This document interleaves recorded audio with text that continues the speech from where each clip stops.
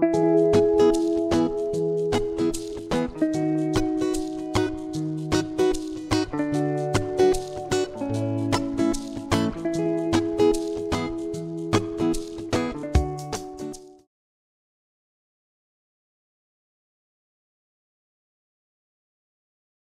ang bayay sadyang umiibig sa kanyang salitang kaloob ng langit, sanlang kalayaan nasa ring masapit, katulad ng ibong nasa himpapawid. Pagkat ang salita ay isang kahatulan sa bayan, sa nayo't mga kaharian, at ang isang tao'y katulad, kabagay ng alinmang likha noong kalayaan. Ang hindi magmahal sa kanyang salita, mahigit sa hayop at malansang isda, kaya ang marapat pagyamaning kusa na tulad sa inang tunay na nagpala. Ang wikang Tagalog tulad din sa Latin, sa Ingles, Kastila at salitang anghel, sapagkat ang puong maalam tumingin ang siyang naggawad, nagbigay sa atin.